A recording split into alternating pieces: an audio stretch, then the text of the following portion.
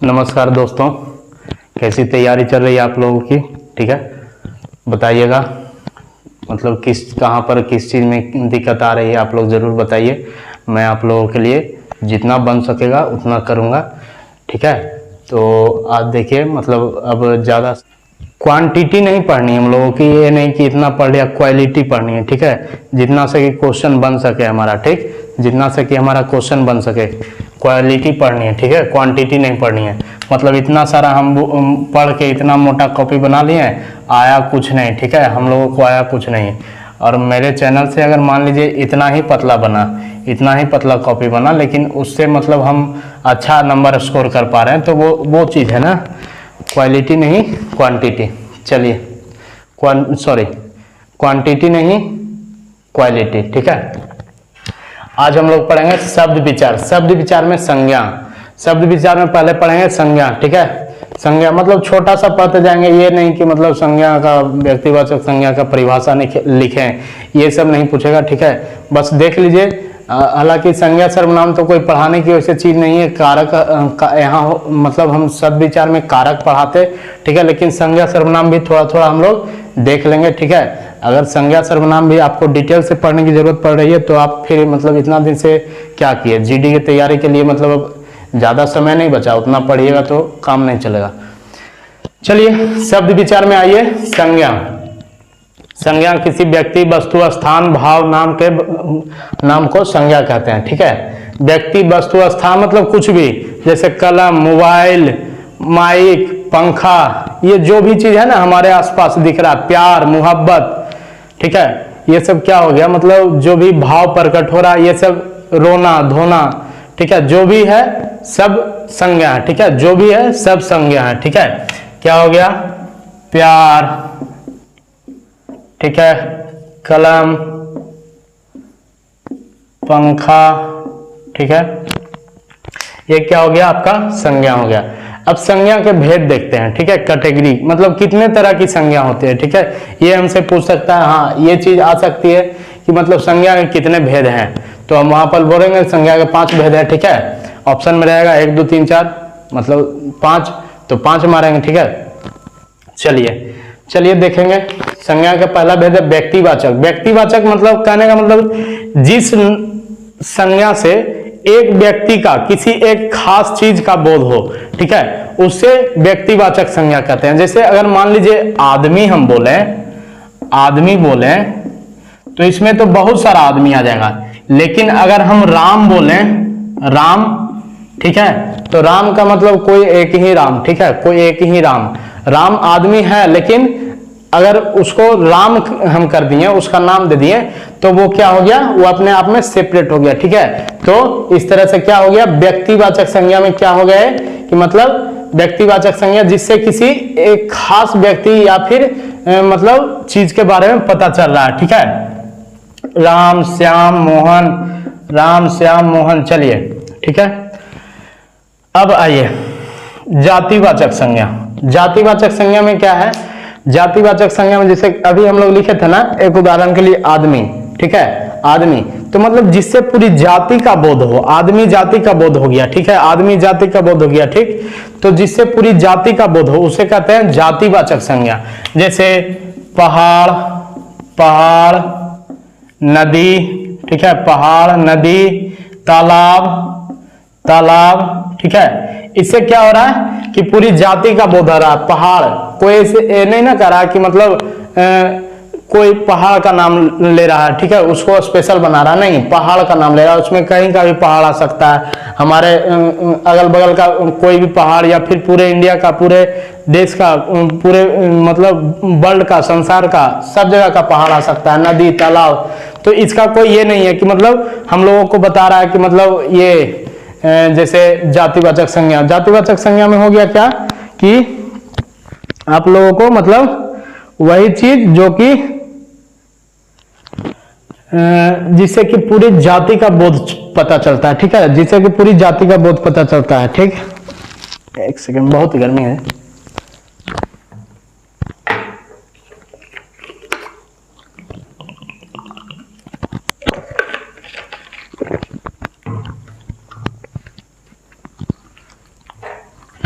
चलिए आइएगा, आइएगा, हम लोग यहाँ आएंगे।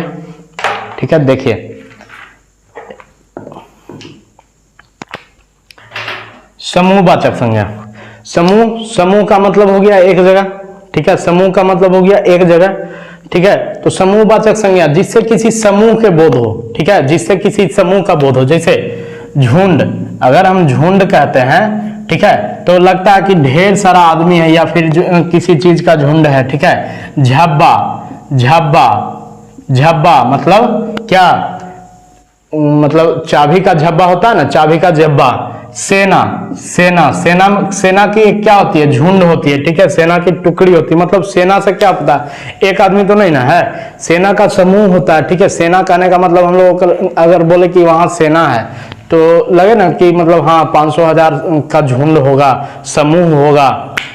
तो इससे पता चलता है कि समूहवाचक संज्ञा किसे कहते हैं। द्रव्यवाचक संज्ञा, द्रव्यवाचक संज्ञा, द्रव्य का मतलब जो भी मेटल है, द्रव्य का मतलब जैसे पानी, ये तुम्हारा दूध वगैरह जो भी हो गया, द्रव्यवाचक संज्ञा। पीतल, पीतल, सोना, चांदी, ये सब आपका द्रव्यवाचक संज्ञा में आ गया। भाववाचक संज्ञा, भाववाचक संज्ञा जिसे कहते हैं ना कि मतलब कोई चीज ऐसी होती है, भाववाचक संज्ञा ऐसी, भाववाचक संज्ञा उसे कहते हैं जो कि होती तो है लेकिन दिखाई नहीं देती। जैसे मतलब उसे हम छू नहीं सकते। राम, राम कोई आदमी है, उसे हम जाके टच कर सकते हैं। पहाड़, पहाड़ है तो वहां पर हम जा सकते हैं, चढ़ सकते हैं, उसे छू सकते हैं। झुंड, झुंड को भी, झुंड में मान लीजिए किसी चीज का झुंड है। ठीक है, मान लीजिए अगर आदमियों का झुंड है तो किसी आदमी से हम जाके मिल सकते हैं, देख सकते हैं उसे।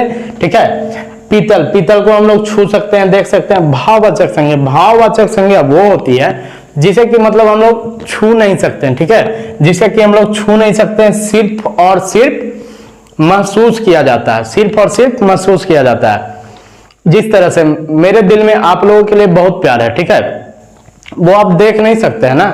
हो सकता है प्यार नहीं नफरत हो, ठीक है, हो सकता है प्यार नहीं नफरत हो, मैं सिर्फ बोल रहा हूं। हो सकता है नफरत नहीं प्यार हो, तो वो दिखता नहीं है। ठीक है, वो दिखता नहीं, वो मतलब एक प्रकट होता है। अब मैं आपसे अच्छे से बात कर रहा हूं तो लगेगा कि ना सर हमसे बहुत प्यार करते हैं। ठीक है, तो ये हो गया क्या, प्यार, मोहब्बत, ये जो भी है ना, प्यार, मोहब्बत, ये जो भी है, हमारे पापा मम्मी ही हमसे सच्चा प्यार करते हैं। अगर सच्चा प्यार और सच्चा मोहब्बत है तो वो आपसे एक ही आदमी कर सकते हैं, आपके पापा और मम्मी। ठीक है, और कोई आपसे सच्चा प्यार नहीं कर सकता। चलिए संज्ञा के लिंग, संज्ञा के लिंग, लिंग का मतलब हो गया स्त्रीलिंग पुल्लिंग। मतलब कैसे हम पता कर रहे हैं कि मतलब कोई स्त्रीलिंग है, ठीक है, कोई पुल्लिंग है। ठीक है, तो वैसी चीज जिसे कि मतलब जिससे कि मतलब पुरुष जाति का बोध होता है उसे कहते हैं पुल्लिंग। ठीक है, जिससे पुरुष जाति का बोध होता है, ठीक है, उसे कहते हैं पुल्लिंग।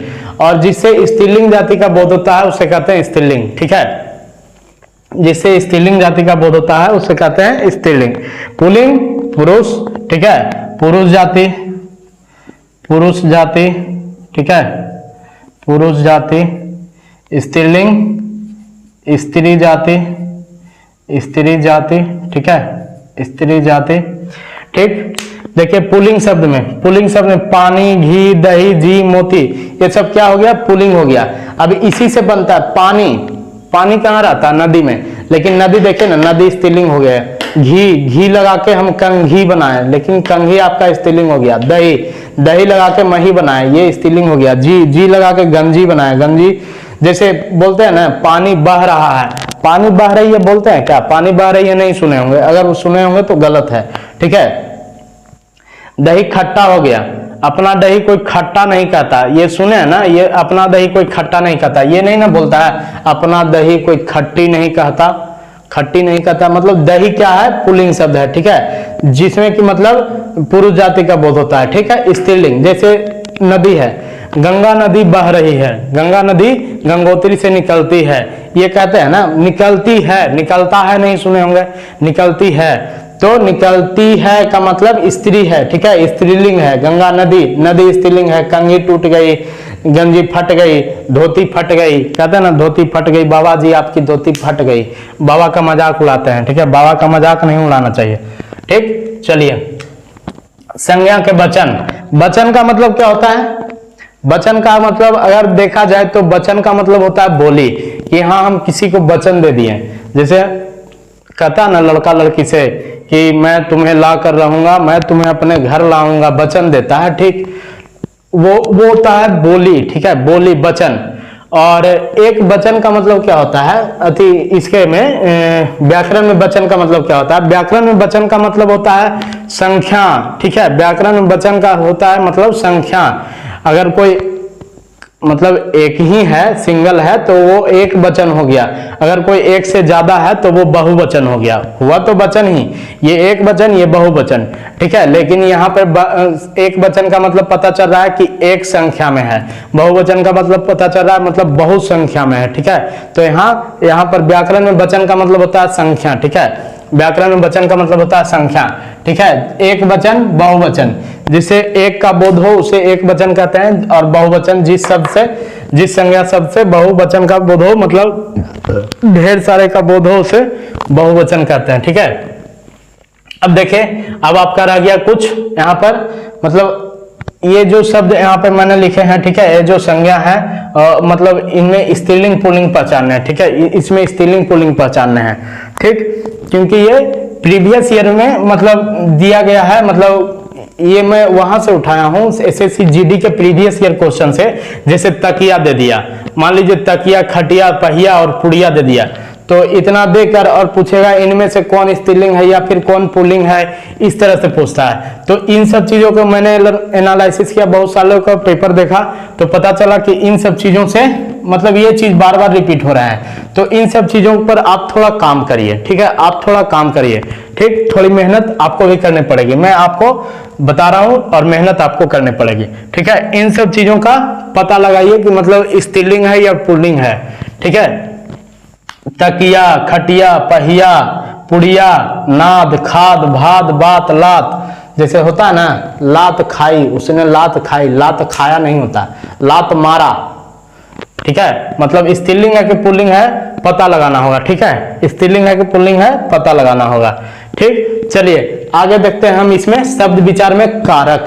चलिए आइए, चलिए कारक देखेंगे, ठीक है, कारक देखेंगे। वो चीजें छोटी थी तो अब चीजों को लंबा करने का फायदा नहीं है, ठीक है, ज्यादा बनाने का, वीडियो बनाने का फायदा नहीं है, मतलब ज्यादा नंबर में, मतलब एक ही नंबर में पढ़िए, अच्छा पढ़िए, ठीक है। अब देखिए वो संज्ञा चीजें छोटी थी, ठीक है, तो अब इसमें कारक हम लोग डिस्कस कर लेते हैं, कारक पढ़ लेते हैं। कारक बहुत ही काम की चीज है, ठीक है, इससे मतलब बहुत सारे प्रश्न उठते हैं, ठीक है। पहले हमने पढ़ाया था वर्ण विचार, वहां से बहुत प्रश्न उठते थे, और एक शब्द विचार में यहाँ से बहुत प्रश्न उठते हैं, ठीक है, कारक से, ठीक, कारक पढ़ेंगे। चलिए, कारक संज्ञा अथवा सर्वनाम का वह रूप जो वाक्य के अन्य शब्दों से अपना संबंध बताता है। संज्ञा अथवा सर्वनाम का वह रूप जो वाक्य के अन्य शब्दों से अपना संबंध प्रकट करता हो उसे कारक कहते हैं, ठीक है। जैसे देखिए यहाँ क्या हो गया, यहाँ तो ये क्या हो गया, ये राम, रावण, ये सब क्या हो गया, मतलब ये संज्ञा हो गया, ठीक है। लेकिन यहाँ पर आप देखिएगा, यहाँ पर आप देखिएगा राम ने रावण को मारा, पढ़िए पूरा, राम ने रावण को मारा, ठीक है। तो संज्ञा अथवा सर्वनाम का वह रूप जो वाक्यों से अपना संबंध प्रकट करवाता है, ठीक है, या फिर अपना संबंध प्रकट करता है, उसे कारक कहते हैं। राम ने रावण को मारा, किसने किसको मारा, ठीक है। अगर पूछेगा किसने मारा तो राम ने मारा, ठीक है, संबंध पता चला, बोलेगा संबंध पता चलेगा कैसे, बोलेगा किसने मारा, इसका संबंध किससे है, किसने मारा का संबंध राम से, ठीक है। किसको मारा, रावण को मारा, किसको मारा का संबंध किससे है, रावण से, ठीक है। तो ने और को यहाँ पर क्या हो गए, कारक हो गए, ठीक है, ने और को क्या हो गए, कारक हो गए। आम से पत्ता गिर रहा है, आम से क्या गिर रहा है, आम से क्या गिर रहा है, तो हम बोलेंगे आम से पत्ता गिर रहा है, ठीक है, आम से पत्ता गिर रहा है, यहां पर से क्या हो गया, आपका कारक हो गया। चलिए कारक के भेद, अब हम लोग देखेंगे कारक के भेद, कारक के कितने भेद होते हैं, ठीक है। संस्कृत में कारक के 6 भेद होते हैं, संस्कृत में कारक के 6 भेद होते हैं। तो संस्कृत हम लोग को संस्कृत से नहीं पूछेगा, ठीक है, संस्कृत से तो पूछेगा नहीं, हिंदी का पूछ रहा है, ठीक है। तो जान लेंगे संस्कृत में कारक के कौन कौन भेद होते हैं। तो ये सब जो कारक के 8 भेद होते हैं ना, हिंदी में आगे देखते हैं, हिंदी में कारक के 8 भेद होते हैं। तो पहले संस्कृत में देखिए कौन कौन भेद नहीं होते हैं। संबोधन और संबंध, ये दोनों संस्कृत में नहीं होते हैं। संबोधन और संबंध ये दोनों संस्कृत में भेद नहीं होते हैं, यानी 8 में से 2 हट गए तो कारक के कितने भेद बच गए, 6, ठीक है। तो संस्कृत में कारक के 6 भेद होते हैं, हिंदी में कारक के 8 भेद होते हैं। हिंदी में कारक के 8 भेद होते हैं, हिंदी में कारक के 8 भेद होते हैं। वही 8 में मतलब यही 6 में ये 2 जुट गया तो ये 8 बन गया, ठीक है। और एक इंपॉर्टेंट चीज, ठीक है, बहुत जरूरी चीज यहां से पूछेगा, यहां से 1 नंबर का जरूर उठ सकता है, ठीक है, यहां से 1 नंबर का जरूर उठेगा। देखिए जो ज्यादा जरूरी रहता है मैं वहां पे स्टार मार्किंग कर देता हूं, यहां से जरूर नंबर उठेगा, ठीक है। यहां से पूछ देगा कारक चिन्हों को क्या कहते हैं, कारक चिन्हों को क्या कहते हैं, ठीक है। कारक चिन्हों को प्रत्यय, कारक चिन्हों को प्रत्यय या प्रसर्ग भी कहते हैं। कारक चिन्हों को क्या कहते हैं, प्रत्यय या प्रसर्ग भी कहते हैं। कारक चिन्हों को क्या कहते हैं, प्रत्यय या प्रसर्ग भी कहते हैं, ठीक है। कारक चिन्हों को प्रत्यय या प्रसर्ग कहते हैं। अब देखिए, अब इधर पढ़ेंगे कारक कौन कौन है, कारक की विभक्ति और कारक के चिन्ह। जो कारक को प्रकट करता है, ठीक है, उसे चिन्ह कहते हैं। और जिससे मतलब जिस विभक्ति हो गया कि मतलब जिसमें है, जिस कैटेगरी में है उसको विभक्ति कहते हैं, ठीक है। तो कारक, ठीक है, पहले तो हम लोग जानेंगे कारक का, पहले याद करेंगे कर्ता कर्म करण संप्रदान अपादान संबंध अधिकरण संबोधन। कर्ता कर्म करण संप्रदान अपादान संबंध अधिकरण संबोधन। कर्ता कर्म करण संप्रदान अपादान संबंध अधिकरण संबोधन, ठीक है।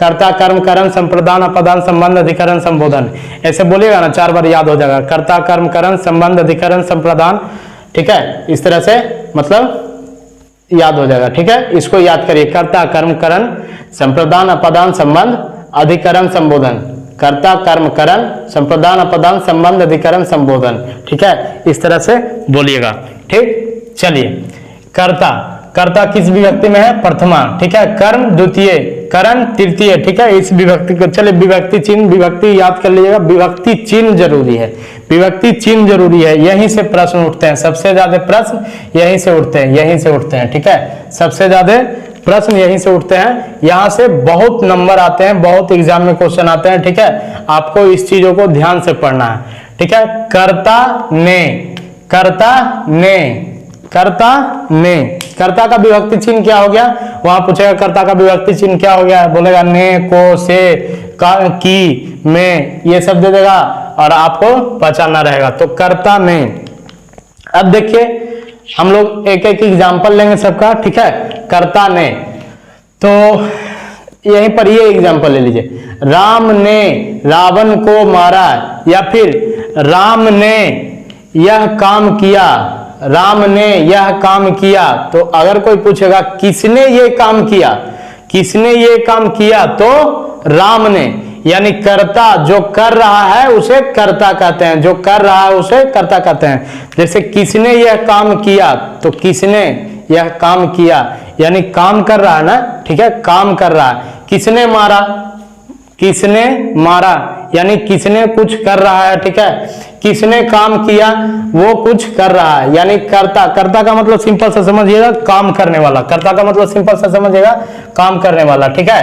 तो किसने काम किया, उसे जो काम करता है उसे कर्ता कहते हैं। कर्म, ठीक है, कर्म मतलब काम का प्रभाव जिस पर पड़ता है, ठीक है। रावण मतलब राम तो मार दिए, ठीक है, लेकिन राम मार दिए किसको, मर गया कौन, रावण। मर गया कौन, रावण। मतलब ये तो काम तो किए लेकिन प्रभाव किस पर पड़ गया, रावण पर, ठीक है। प्रभाव किस पर पड़ गया, रावण पर।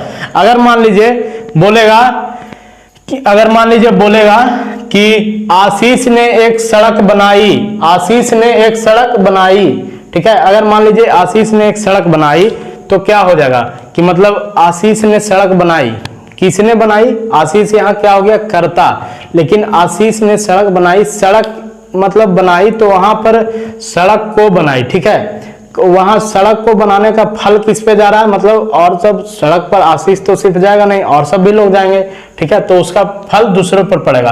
राम ने रावण को मारा, किसको मार दिया, राम ने किसको मार दिया, रावण को। मतलब कर्ता मतलब काम का जहां फल पड़ता है उसे कर्म कहते हैं। करण, करण, करण का मतलब क्या हो गया, करण का मतलब जिसके जरिए किया जाए, कोई काम जिसके जरिए किया जाए। जैसे मैंने यहाँ पेन से लिखा, मैंने यहाँ कलम से लिखा, ठीक है, तो मैंने किससे लिखा, कलम से लिखा। मैंने किससे लिखा, कलम से लिखा, यहाँ जुड़ने वाली बात होती है। कलम से लिखा, मैंने किससे लिखा, कलम से लिखा, ठीक है।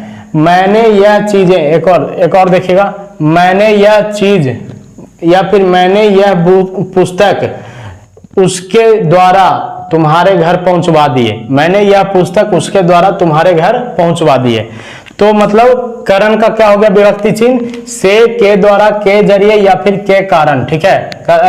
एग्जाम्पल में रहेगा ना, उसके कारण यह काम हुआ, मतलब राम के कारण, मतलब सीता जी के कारण राम ने रावण को मारा। तो किसके कारण, तो यहाँ पर सीता जी क्या हो गए, सीता जी करण हो गए, सीता जी करण हो गए, जिसके कारण काम हो रहा है वो करण हो गए। संप्रदान, संप्रदान मतलब प्रदान का मतलब सम को हटाइए, सम को हटाइए, प्रदान, प्रदान का मतलब नहीं लग रहा किसी को हम दे रहे हैं, ठीक है, किसी को अपना कुछ चीज दे रहे हैं, ठीक है, मतलब उसे सौंप दे रहे हैं, ठीक है।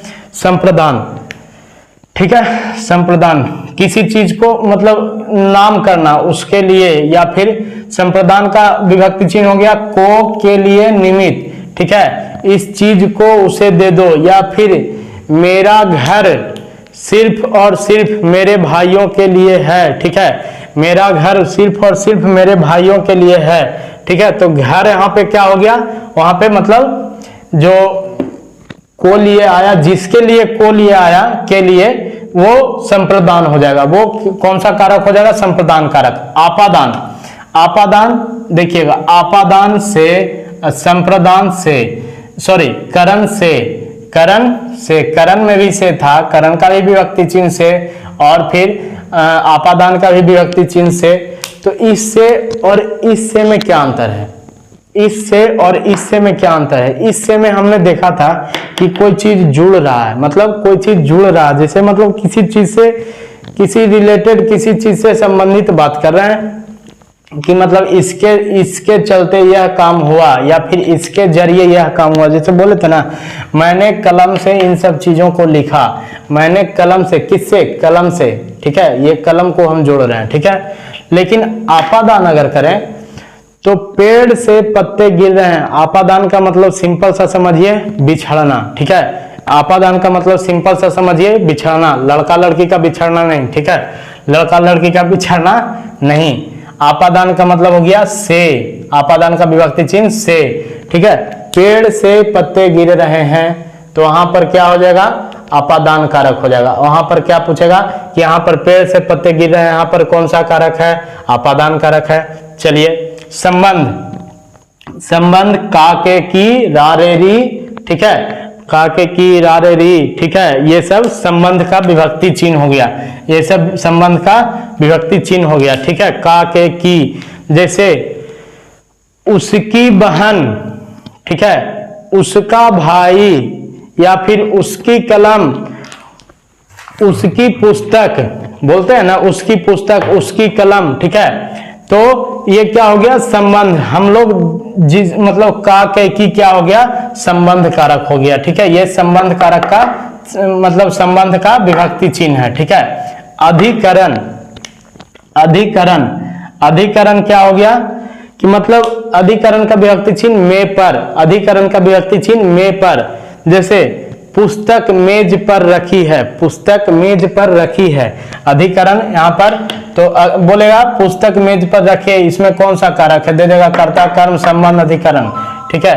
तो हम बोलेंगे यहाँ पर अधिकरण कारक है। संबोधन, संबोधन, संबोधन का मतलब एक तरह से समझिए किसी को बुलाना, संबोधित करना। जैसे कहते हैं ना, हे महान, हे महानुभाव, ठीक है। या फिर अगर मान लीजिए कोई आदमी जा रहा है या फिर कोई लड़का जा रहा है तो कहते हैं ओ भैया, ओ भैया, अरे भैया, हे भैया रुकिए, तो संबोधित करते हैं, ठीक है, उसको उसको बुलाते हैं। संबोधन का मतलब उसे बुलाना, ठीक है, संबोधन का मतलब बुलाना। तो संबोधन का देखिएगा, संबोधन का क्या चिन्ह हो गया, संबोधन का ओ अरे हे अजी, ठीक है। अगर मान लीजिए यहाँ से मतलब बहुत तरह से प्रश्न उठते हैं, ठीक है। मान लीजिए कोई दे देगा, कोई वाक्य दे देगा, ठीक है, कि मतलब पेड़ से पत्ते गिर रहे हैं, पूछेगा कि ये कौन से कारक का है, ठीक है, तो बोलेगा कर्ता कर्म अपादान संबंध, कौन से कारक का है, तो ये अपादान। तो यहाँ से तो उठ गया, ठीक है। इधर से भी क्वेश्चन उठा देगा, देखिए क्या कहेगा, ओ अरे हे अजी ये कौन से कारक है, ओ अरे ये अजी ये कौन से कारक के विभक्ति चिन्ह है, तो हम लोग बोलेंगे संबोधन, ठीक है, हम लोग बोलेंगे संबोधन। और एक चीज इन दोनों से, करण कारक और अपादान कारक से एक चीज और पूछा था एक बार SSCGD में, कि मतलब जुड़ने, किसी से जुड़ने का, ठीक है, कौन सा कारक होता है, तो करण, और किसी से बिछड़ने का अपादान, ठीक है, किसी से बिछड़ने का अपादान, ठीक है। इन चीजों को याद कर लेगा, कर्ता कर्म करण, संप्रदान अपादान संबंध, अधिकरण संबोधन, कर्ता कर्म करण, संप्रदान अपादान संबोधन, ठीक है, अधिकरण संबोधन, ठीक है, कर्ता कर्म करण, संप्रदान अपादान संबंध, अधिकरण संबोधन, ठीक है। इन सब 8 चीजों को याद कर लीजिएगा। चलिए हमारा कारक खत्म हो गया। हम लोग अगले क्लास में पढ़ेंगे अब क्या, सर्वनाम और भी शब्द विचार में जो जो चीज आती हैं वो हम लोग पढ़ेंगे, ठीक है। मेहनत करिए, बस चीजों को ध्यान से पढ़िए और बार बार रिवीजन करिए, जितना ज्यादा से ज्यादा हो लोगों को शेयर करिए ताकि और भी भाई लोगों को फायदा हो। चलिए धन्यवाद।